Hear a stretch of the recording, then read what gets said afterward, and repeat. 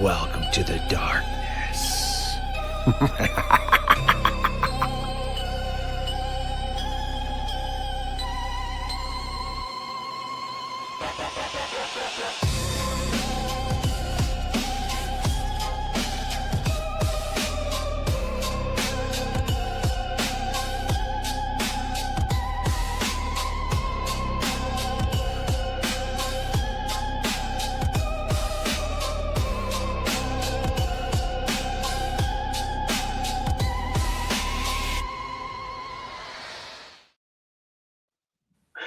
Hey, welcome back. How you guys doing?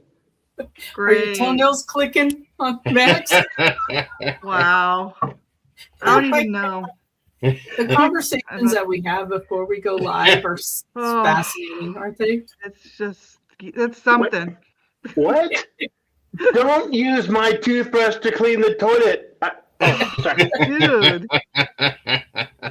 I'm telling you. Oh my God.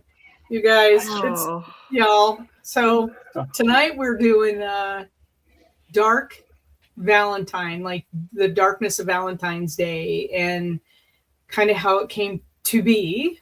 And some of the history was not warm and fuzzy. It certainly was not the Hallmark card of today. So it's weird how it got changed around. So there's some oddness to it.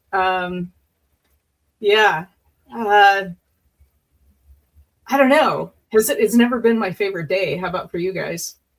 No, it's a Hallmark holiday to me. Yeah. I get in my counseling sessions, they call it the Single Awareness Day.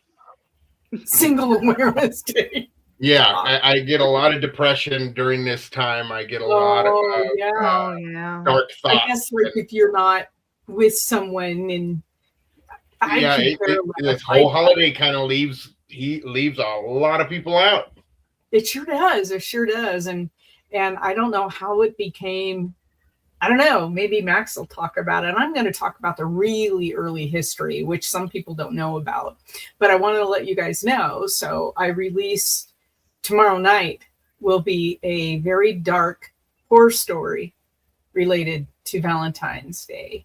Nice. It'll be released on Rumble and YouTube tomorrow night, right in time to get your spooky feels on for the evening. Yeah. So Valentine's Day was not a pretty mushy roses and chocolate holiday. So anyway, let's get into the early darkness of it all, right? It was Lupercalia was kind of the original kind of maybe what Valentine's Day was actually based on. I know there's some conflicting stories about this, but it was an ancient pagan festival, of course, because before Christianity, everybody was pagans, right? So it was the ancient pagan festival held in Rome on February 15th. So interesting, right? It was meant to be a purification and fertility ceremony. So some historians believe that Valentine's Day is an offshoot of Lupercalia, and that they kind of, as what they did with most things, they bring in somebody, they canonize them, right, to get people to follow Christianity and to Catholicism. But unlike Valentine's Day, this was a bloody, violent, and charged celebration of nakedness and everything that comes with it. So, wow. Yeah, so it was okay. Well, depending on where you celebrate, it might be that way now too. Yeah. So it is the weekend. That's right. Sorry, I'm just trying to remove a comment that just came up. That was. People have to do that to us. So I still see it, but I have trying to delete the comment. So anyway, this day was pretty a pretty violent day, and it was full of animal sacrifice and feasts to ward off evil spirits, to ward off infertility. And no one knows exactly the origin of this day, but it's been traced back to 6th century BC. Okay. Yeah, thanks, Simon. Yeah, I don't know who this. Thank you. The festival has ties to kind of the founding of Rome, and according to Roman legend, the ancient king. Okay, I'm going to screw this up. Amulius. You know, you can say whatever you want. We don't know. Yeah, I've never heard it before, so that sounds perfect to me. That's Me incredible. too. Let's go with it. Amulius. So there was the story, and I remember, I'm sure we've all heard of it, of he ordered Romulus and Remus, his twin nephews, to be thrown into the Tiber River. Okay. And then to drown in retribution because apparently their mother broke a vow of celibacy. So they were supposed to be killed for that. The river god handed this basket, carried a basket down and rescued the brothers and tied the basket to a fig tree where they became caught. They were caught in the branches, tied to the fig tree, and this she-wolf rescued them and cared for the brothers in a den at the base of Palatine Hill. Okay, so this is all part of this legend. The twins were later adopted by a shepherd and his wife, and they ended up going back and killing their uncle. So who had ordered their death. And the brothers also decided to build the city of Rome on Palatine Hill. Okay, so it's thought that Lupercalia took place in honor of the she-wolf and the Roman gods of the shepherds and fertility, because that's who raised them. I thought that was a really interesting story. We always talk about really, legends having a kernel of truth, and you have to wonder, like, where thanks, Simon. Where the kernel of truth is, and it's really hard. There was a lot of ritual sacrifice around this legend. There was, and they did it within like the open air meetings in Roman culture. There was priests, Roman priests known as Luperci, and they would actually perform the sacrifices. So we've heard that in the Aztecs and everything else. There was a lot of human sacrifice, a lot of animal sacrifice. People would be smeared with animal blood during the sacrifice. It was just really, really violent and bloody. And it's really interesting at how far we've come today. Right? So handing out cards and candies. Handing out cards and roses and chocolates and yeah. You know what? I'd rather have a good steak. Just saying. You know what I mean? Not from a human sacrifice. Let's just clear that. No.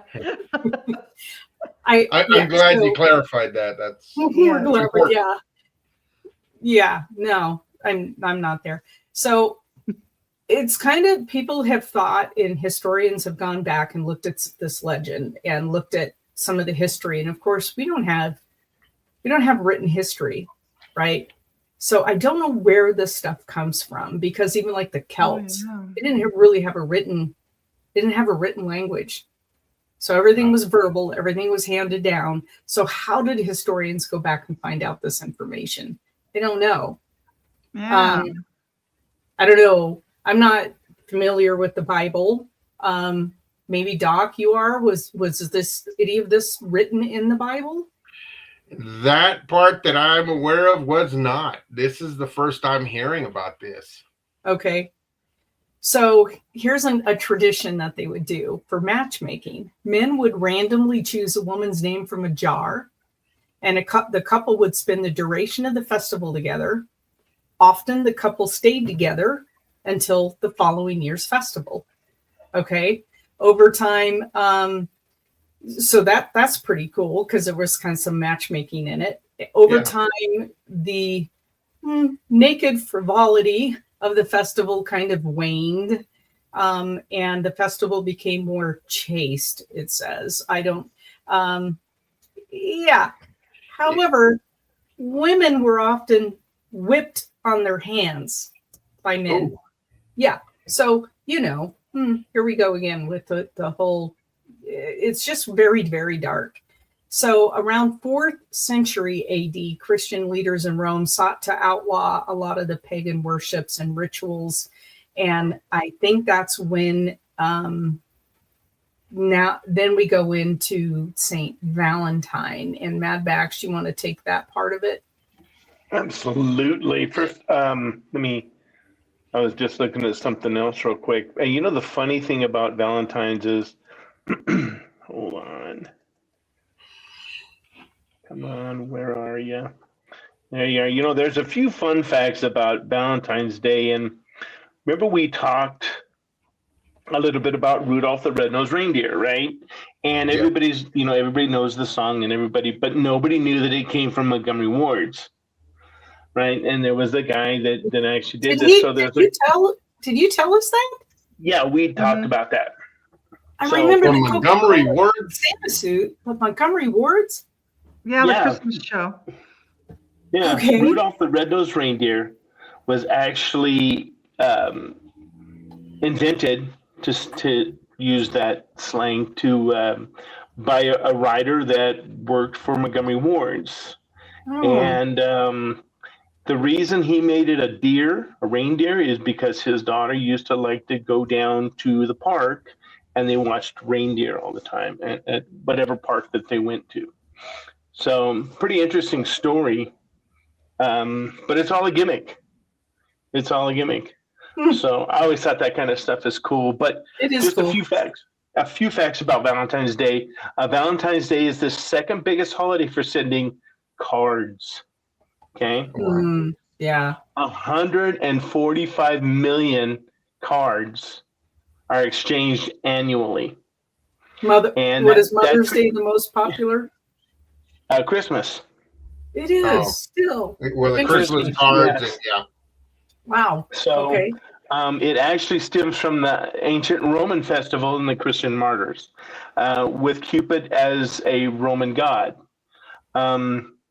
Today, it's known for heart-shaped chocolates, and do you know anything about vinegar Valentines? No. You ever heard of vinegar Valentines? Okay. I have not. So vinegar Valentines is a Valentine that would reject suitors. They were very harsh poems. They were Valentines that definitely. If you wanted to have somebody was coming on to you, you would give them a vinegar Valentine. And this was supposed to just shut them down. It was a big thing. Yeah. And what's it made of? Paper. Paper? Yeah. Okay. Well, back in my dating world, when in high school and whatnot, I guess I received a couple of vinegar Valentines, but yeah. Our school was never big on making everybody hand out Valentines. We were mountain kids. We could care less. It was whatever. I remember in grade school, for one of the years, they just had you hand them out to your friends, and then they had a bunch of kids crying, and then the next year, everybody had to have one. Yeah. Mm-hmm. Same thing. I remember in grade school, we'd get a list and of everybody in the class, and teachers included, and you got to go to wherever to buy the Valentine's Days and shit like that, whatever. But we had to make our own little letterbox. Mm-hmm. Yeah. Right. And you could decorate it and all this stuff. And I remember one year, I didn't want to do any of that stuff. So instead of writing, Max on there, I wrote X on every one of them, X. And those people they got together and they figured out that I was X. Oh. And I hated it. I hated it. I hated it. So, but That's anyhow, funny. yeah. So we all know that Cupid's a Roman god.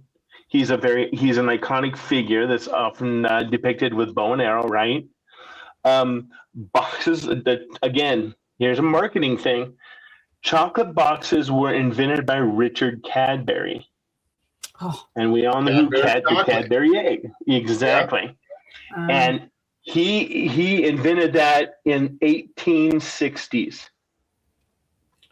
Wow. So was that before Coca-Cola did Santa, or was that after Coca-Cola did Santa? And I know we're on before. Valentine's Day, not on Christmas, but Right. Santa was deliberately created by Coca-Cola. And I forgot what year it was. I believe it was when they still used to put cocaine in the cans. Well, you know what's funny is you got to remember too, it was to reinvent Santa because Santa was originally in green and brown. Yeah. And Coca-Cola reinvented him in the red There and white, you go. and that's what Mud Liver had talked about on that show. And I can't remember what year that was. But yeah, pretty interesting stuff. And you know what's funny is this is the kind of stuff that we just see now. You know, it's just the way it is. The little hearts, you know, they were actually started out as a medical lozenges for sore throats. And they had little, you know, sweet messages on there like "hope you feel better" and that kind of stuff. And it kind of, evolved into the hearts that we see now that are printed, which is pretty cool. Proposals and pets are big business right now, especially on Valentine's Day. Around 6 million couples get engaged on Valentine's Day, and millions of dollars are spent on gifts for pets. So I think that stuff's kind of interesting. We talked about, let me swap back over here. I'm not as cool as you guys. I only have the one screen. Me too. I have one screen. Yeah, but you just do it better, and I can't figure that stuff out. So we talked a little bit about Colleen talked about the Valentine's, the history of it. You know, that the relics of Saint Valentine were kept in the church in the catacombs in San Valentino, Rome. And I heard something interesting about the Vatican, and I'm going to have to chase a squirrel, but apparently there's a monster, and we talked about this. There's a monster that lives underneath, right? And Jesse had talked about that. But there's a lot of things. A lot of people have gone missing around the Vatican, and they say it's due to this. So I'm going to have to chase that down. I've been to the Vatican this year. I would believe that. I would tend to believe that. Yeah. I've never been, but yeah, pretty interesting stuff. They talk, and it's funny how these things just progress. 14th is celebrated for St. Valentine's Day in various Christian denominations, as in the rank of and calendars for Anglican Communion. The feast day of St. Valentine is given the calendar saints in the Lutheran Church. He also remains in the Roman. I hate this word. Martyrology. Own it. Martyrology. And he's recognized during Mass outside and Christmas time and Easter time. And I'm just kind of looking around and some other stuff. Picasso actually repeated the legend that Pope Julius had built a church over St. Valentine's sepulchre in the 4th century. The legend was picked up as later martyrologies started with Bebe's martyrology in the 8th century. So it's amazing how far back this kind of stuff goes. Yeah. And especially because we don't look at it like oh, this, that, and the other, la, la, la, here's a card, right? No, this stuff is so deep in our history and our traditions. It's incredible. Well, the customs of sending cards and flowers and chocolates and other gifts might have originated in the UK. Valentine's Day still remains connected to various regional customs in England. In Norfolk, a character called Jack Valentine knocks on the rear door of houses, leaving sweets and presents for children. Although his leaving treats for many children that are scared of this mythical person. And it's just, go ahead, please. That's creepy within itself. Happy Valentine's Day, Jack. He's gonna go knock on your back door. Yeah. Out here in Idaho, he'd get shot. Yeah, absolutely. Yeah, no kidding. Yeah. The first recorded association of St. Valentine's Day with romantic love is believed in the Parliament of Fowls in 1382 by Chaucer. And he wrote, and this is Middle English, "For this was sent on Valentine's Day, when every fowl cometh there to chase his mate, of every kind that men think may, and they're so huge a nose gain they make. The earth, the ire, the tray, and every lake, so full was the umph of the space, for me stand so full all the place." Now, we're going to translate that. That sounded romantic. I so almost wanted to send you flowers.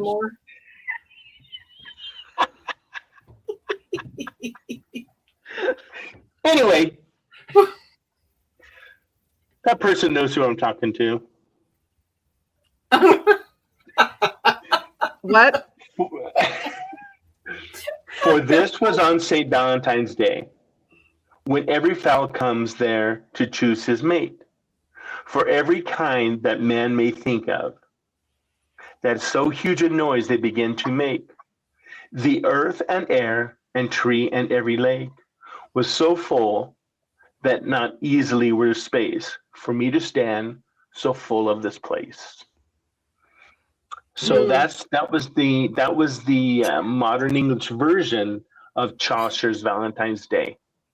Well, that's interesting, because I know that I think that Shakespeare took part of this holiday and morphed it for a lot of his writings. But, yeah. I didn't know that Chaucer had any part of this. Yeah. Well, I think that I think in their aspect of what they did, they would try and make it very timely. Excuse me. So what's going on tomorrow? Well, their Valentine's Day thing, I'm going to come up with something. And I'm going to look longingly into the sky while I'm writing. You know what I mean? Yeah, right. So they talked about the Court of Love. The earliest description of February 14th as an annual celebration of love appears in the Charter Court of Love. The charter allegedly issues Charles V of France and Montes la Jolie in 1400 describes very lavish festivities to be attended by several members of the royal court, including a feast, an amorous song, poetry competitions, jousting, and dancing. No other record of this court exists, and none of those named in the charter were present at the Montes except Charles's queen, Isabeau of Bavaria, who may have well imagined it while waiting out a plague. Okay. Yeah. Wait. That last one. Valentine. Did you get into the Valentine himself in your history? Or do you want me to take that? Yeah, if you want to grab that, I did not really get into. So Valentine himself, and there's two different schools of thought on this, but the most popular legend of Saint Valentine was that he was a priest, a Catholic priest, who Catholicism, the Romans weren't taken kindly to anybody who was not pagan. Okay. And there was a lot of trying to get people to convert into Catholicism at the time, or Christianity, really. Yeah. And boy, I'll tell you what, they were being killed as fast as they were converting. They were being killed. So Valentine, this was taking people into the woods, and he was marrying them under the Christian faith. And it was a really kind of a poke in the eye to the Romans. They didn't want this to be happening because they didn't believe in Christianity. So at the time they didn't. So they ended up dragging Valentine off to jail, where it is said that the jailer's daughter was blind, and with one touch he healed her blindness. But that wasn't enough to stop what was going to happen. And they did torture him and ended up beheading him. And so he became kind of the martyr for love, because people who were in love, he was marrying. And it was totally against what was going on with the Romans at that time. So that was, it's kind of based on a really dark, you had the history before that, and then you have what happened to Valentine himself, and now we give chocolates. It's weird that we've morphed it so far. Yeah. And I'm a huge fan of the chocolate aspect. I like the chocolates. I don't have a problem with that. I think I'm going to go to my other machine. I'll be back. Okay. So, Mud Lover, what do you have? I know that you looked into a different stuff. Well, I'm going to start off by picking up on St. Valentine's. Right before his execution, he crushed violets to make purple ink and wrote a letter to Julia, which was his girl. Yeah. Oh, wow. And signed it, "From your Valentine." It says, "Thus marked the mystical origin of the first Valentine's Day card on February 14th, 270 AD. Wow. Yeah. So that's where the whole card aspect came from. I had no idea. Yeah. That's crazy. But does anybody know what Red Tuesday is? No. Red Tuesday is the Tuesday before Valentine's Day, and that is the day that if a couple is going to break up, that's the day they're going to do it. Oh, because there's just too much pressure. Too much pressure. Yeah. They start to thinking, are we really have a future together? Do we want to deal with this holiday? So yeah, that's the day that they're going to break up. They think that's the day it's going to happen. I'm trying to think about my last breakup and when that happened, and it could have been right around that time. Yeah. Interesting. Okay. Right. So I did come across an interesting story. It's told by the female in the story. So her and her boyfriend had been together for 3 years. They were both broke junior college students, so they agreed that they weren't going to go out for Valentine's Day. And she would just go to his house and he was going to cook a nice dinner. So she gets all pretty, her makeup's flawless, a dress, her hair's all fixed up, tons of hairspray. So, nothing can go wrong, right? That's how it starts. That's how it starts. So dinner was good. He decorated his place. There was balloons, candles, and even flower petals. Like they were like in a real fancy restaurant, right? Things were going great. So then after they ate, he reaches over to touch her face. and he knocks over one of the candles. Now, remember, she had tons of hairspray in her hair. Oh God. Oh. So her hair caught on fire. So she says at the end, she goes, "Well, on the bright side, I've been meaning to try a pixie cut anyway." So, oh my God. I thought that was kind of cute. Oh, that's awful. Yeah. Did you guys ever have a crappy Valentine's Day?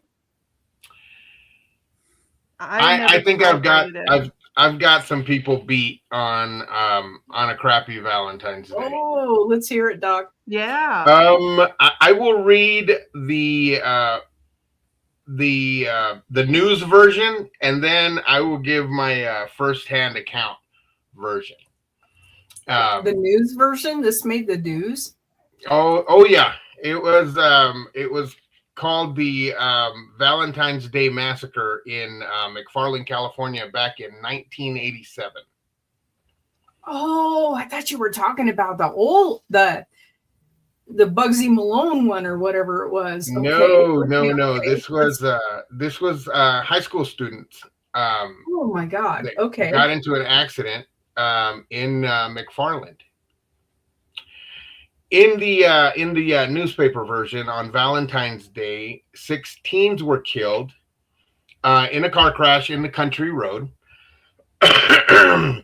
This person was nearing the end of their shift. The person who's writing it worked for the radio at the time, and they heard about a serious accident out in the country between McFarland and Delano. When the person rolled up, it was a horrific scene. 2 vehicles, one carrying a group of Delano teens, which there were 2 Delano teens, 1 McFarland female in that. Well, she wasn't in the car, but anyway. And the other car had all McFarland kids. And they did a head-on collision out in the middle of the country at a high speed. There were no skid marks, and everybody thought that they were playing chicken back then. And that's what they called it on the news and everything else. 6 teens end up dying that night. They were killed instantly. 5 others were injured. Though I think there was only 2 survivors out of the accident. The other 2 showed up in other cars. But the 11 teens in the 2 vehicles, and one of them was a Nissan Titan, a little car, truck. They were all packed in there. Major investigation happened that evening. When the person walked up, they were just still in the front seat, and most of them had died on impact. And from what this person see, there was no blood, no dismemberment, and it looked like a bunch of kids sleeping. 2 of them were still wearing their tuxedos because they had just gotten back from prom. And from what the news guy said, he was very distraught for a long time. The version that I remember, it was after prom. Everybody was at a party, and there was alcohol involved in one of the vehicles. And I remember the police showed up in McFarland, and they kind of broke up the party. And back then, they didn't arrest people. They just told everybody to go home or take it out into the country and go do what you got to do and whatnot. So everybody piled in their cars. We all gave a place where we were going to meet. We're going to meet at Lake Willems, which is in between McFarland and Delano. And I remember my car got loaded down. The car that got into the accident was loaded down, and I had to stop and get gas. In which back then gas was so cheap, I think I only put like 35 cents in, so it didn't really take much. Got behind that car, I'd say about half a mile. I could see their taillights as they were going. And I remember seeing the other taillights coming and just the lights hitting. In the vehicle that I was following, the person that was driving was an ex-girlfriend of mine, and most of them were my classmates, except one of them was in a class above, and there was a exchange student from New York there. And I remember pulling up on the scene right after it happened. Same as he described. I remember looking at their faces and they were inverted. They weren't like how our nose sticks out and our mouth sticks out. A lot of them were pushed in from the impact. I did remember, I remember some of the kids moaning that were still alive. Most of them in the car that was in front of me were dead. The two in the truck, one of them was dead. The other one was still moaning because the engine was on top of him. And you could smell the burnt engine, the burnt flesh. And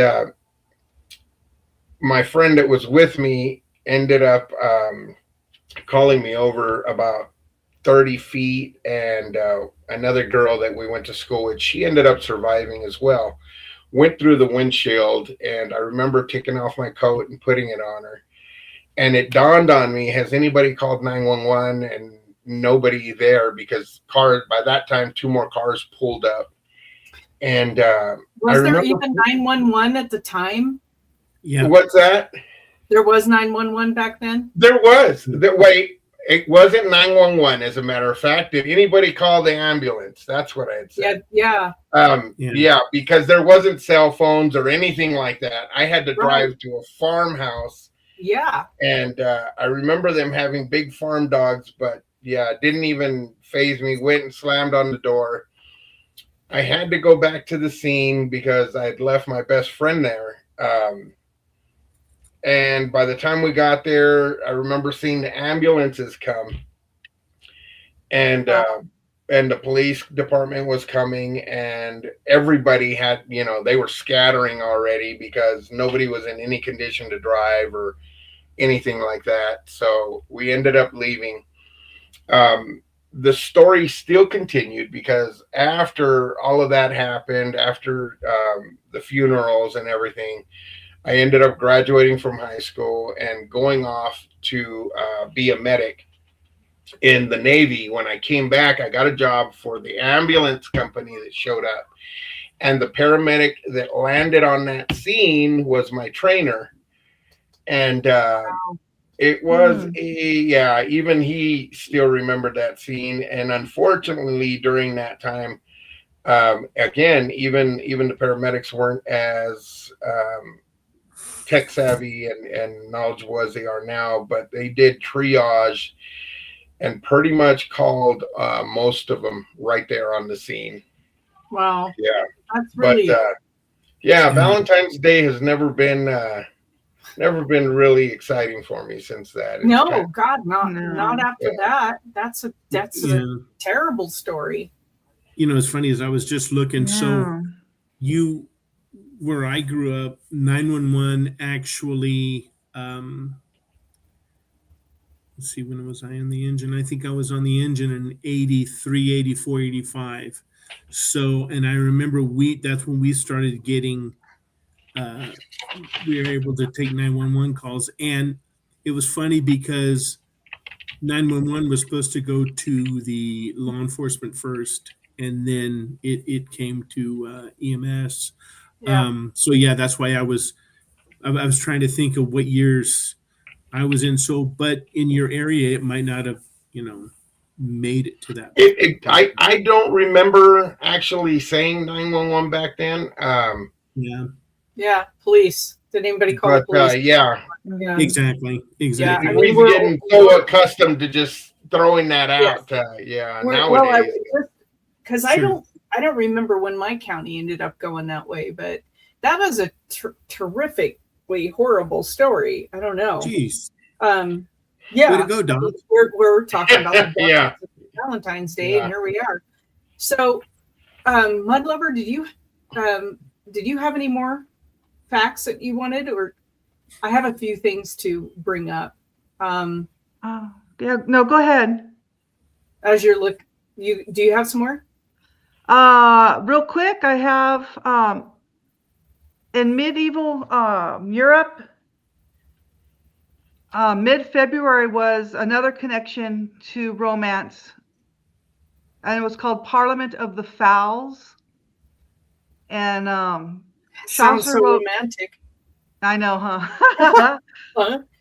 The author of the poem notes that the birds came together to seek mates halfway through the second month of the year. And this is how they think the lovebirds came into play with Valentine's Day. Oh. Okay. Yeah. In parts of Europe, it was believed that February 14th belonged to restless spirits and rejected lovers. Mm-hmm. Yeah. So they wandered around, the souls wandered around, and if you walked alone on midnight on Valentine's Eve, you would see the ghost of someone who died of heartbreak, or you'd glimpse the face of your future lover or your future doom. Ooh. Interesting. Wow. That's pretty dark. That's quite a radius to go in. I know. You're either gonna see your true love, the one that's gonna kill you, or something else bad's gonna. That's gnarly. Yeah, that's pretty gnarly.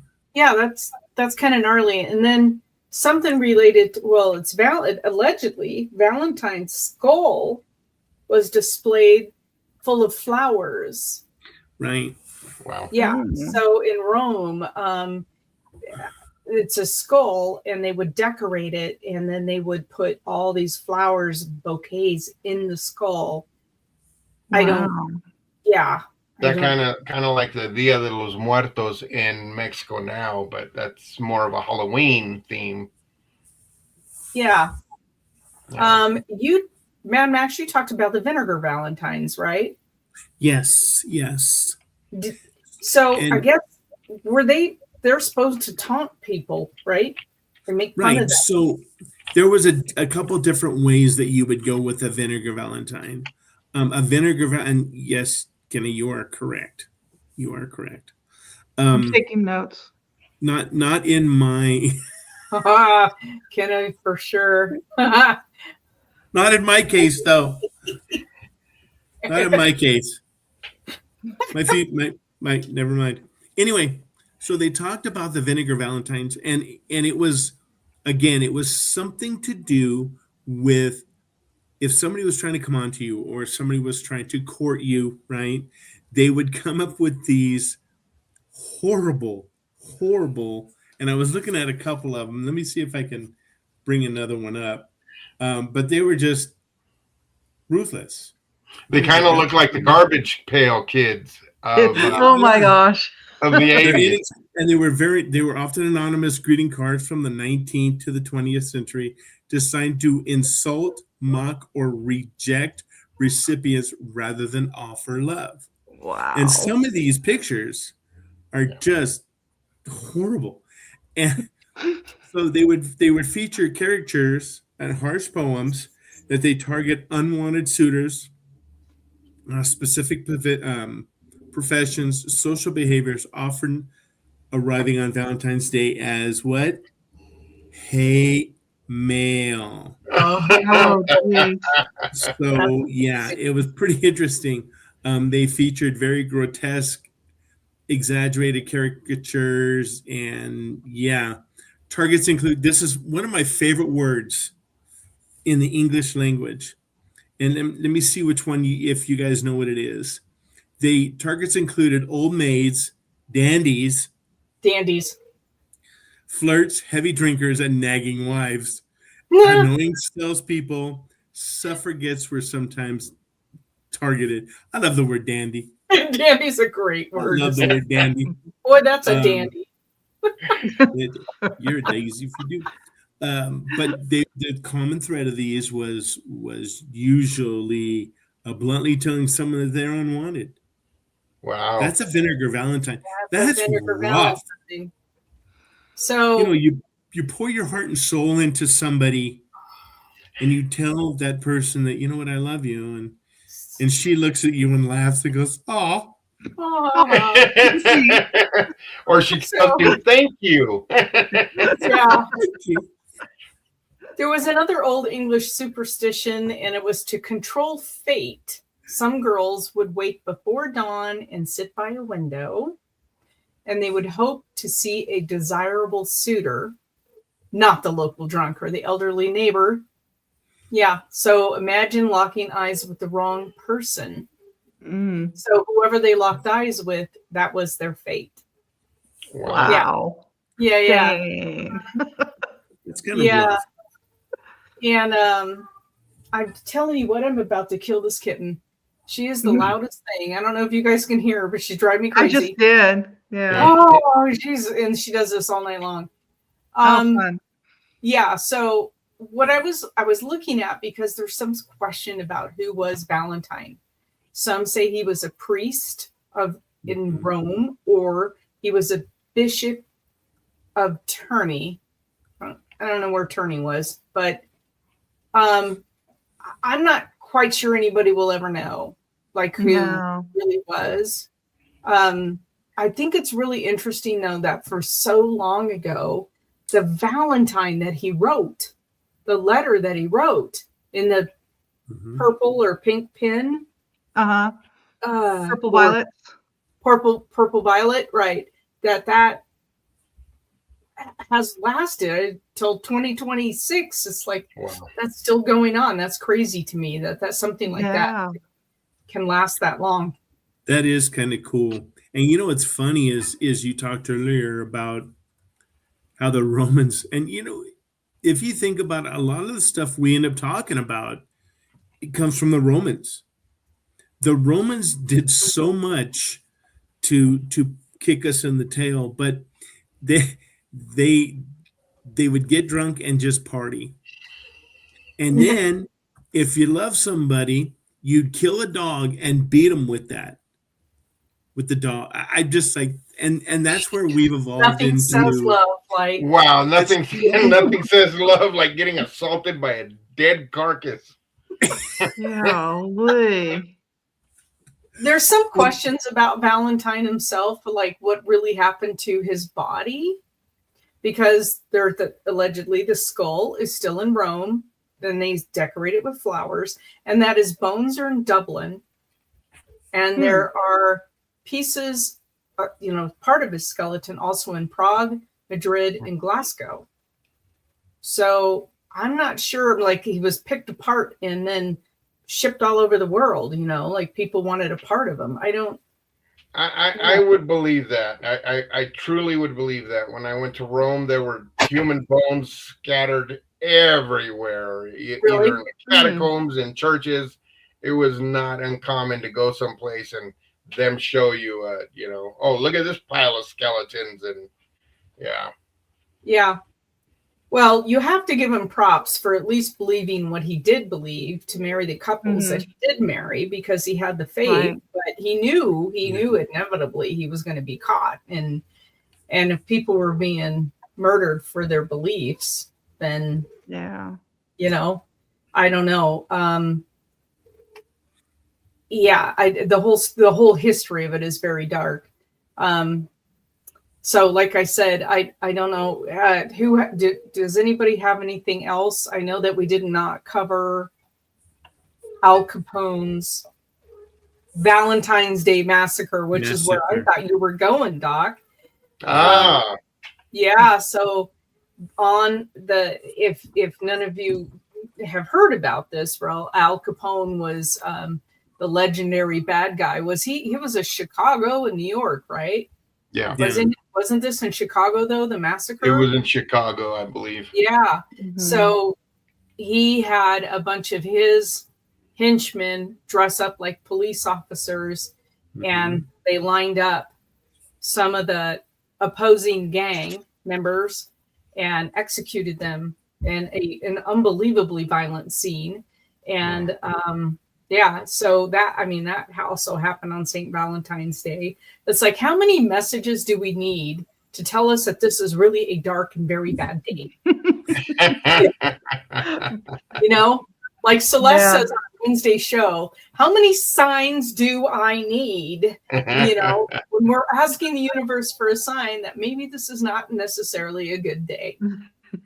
See, and what then I'd like to know from listeners is if they'd leave a comment later, or let us know if they've actually had wonderful Valentine's days and great luck. Have you guys? I haven't. Of course, you two, I don't know. Maybe. I don't know. You guys are the picture of love, though. You know why? You know why we're like this, right? Because she's up there and I'm down here. Oh, I was going to say alcohol, but okay. Distance makes the heart grow fonder, huh? It does. Okay. In the Navy, we had a follow-up to that saying where they say absence makes the heart grow fonder. Yeah. Of someone else. Of someone else. Of someone else? Yeah. No implication, Max and Mud Lovers, none at all. Okay. I don't know. I absolutely hate this holiday. I know I'm Debbie Downer, but I don't like it. I don't like the stress it puts on everybody. I don't like you know, everybody has to spend money and take everybody out for dinner and this and that. And it's ridiculous because we already have a very stressful life. We all do. Exactly. And we don't need any more stress placed on us. And I think if you're, and I'm going to say it, if you're one of those women who are really demanding of your partner to get you something, that's ridiculous. It's ridiculous. But yeah, I would say I'm like Max and Mud Lover. I have found my special someone. It wasn't on Valentine's Day, and in all honesty, we really don't celebrate Valentine's Day because if you find the right partner, that can be every single day, and it should. You're so mushy, dog. Yeah. She's right there, by the way. She's listening. Going like this. Yeah, that's awesome. Yeah. Well, hey, you know, it's funny that you say it like that, Doc, because you're right, and not to pile on or whatever, but you're right, you know, and when you do find that person, it's very fortunate, and I think Mud Lover got kind of lucky. So do you know when they started mass producing the cards? No. 1840. 1840. In 1840? Yeah. 1840. Wow. And by the early 1900s, printing was improved so much that more people could afford to purchase them. So you didn't have to send vinegar. You could actually just buy a card and tell people. You could. No hate mail. No hate mail. No vinegar Valentines. Yeah. Well, You might have made those pre-made Kenna vinegar cards. In the comments had a very good comment here. Instead of celebrating romance, celebrate love. Love for friends, animals, people, and anything that brings you joy. I like that. Right. That is awesome. Absolutely. Yeah. Oh yeah. Way to go, Kenna. Yeah. Knock that one out of the park, Kenna. Yeah. I absolutely believe in that. And maybe this holiday, so all of my farm animals love frosted cookies. You know, the kind that you get when you walk into your grocery store and they have the icing. Oh, yeah. Oh, the soft ones. Oh, they love them. Yeah. So maybe that's what I'll do. I will buy all of the farm animals a special holiday treat. Oh, that'll make me feel better. Yeah, that's sweet. About being alone again on this bloody holiday. No, actually, I never celebrated it anyway when I was right. Yeah, I didn't like it. I thought I didn't like the pressure. It's like, nope. No. Just give me a beer and let me stay at home and I'm fine. Yeah, I'm fine. And it's funny that you say that because I was like Mud Lover. It's always been a Hallmark holiday. Mm, Somebody invented something to do something else. And now that we're looking so far back, again, the Romans broke this stuff wide open, and it was prior to them. yeah, You it know, was I prior mean, to the- it got, I mean, when St. Valentine was marrying people out in the woods because he was going to get in trouble, geez Louise, it's incredible. And now we've evolved into a heart-shaped pizza and going and seeing a movie, yeah. which is cool Yeah. because that's what me and Metal Lover are going to do. I'm down for the heart-shaped pizza all day. I can handle the pizza. That would be okay. Yeah. All right, everybody. I don't know that we have much more to talk about on this this thread, but thank you for hanging in there with us. Go back, and tomorrow night I release a horror story of St. Valentine's. So I think you guys will like it. And I'm going to be doing a lot more of those because I really enjoy that dark, creepy stuff. So anyway, thanks everybody for watching us, and we'll catch you later, and be safe. Happy Valentine's Day. Same to you, lady. Yeah.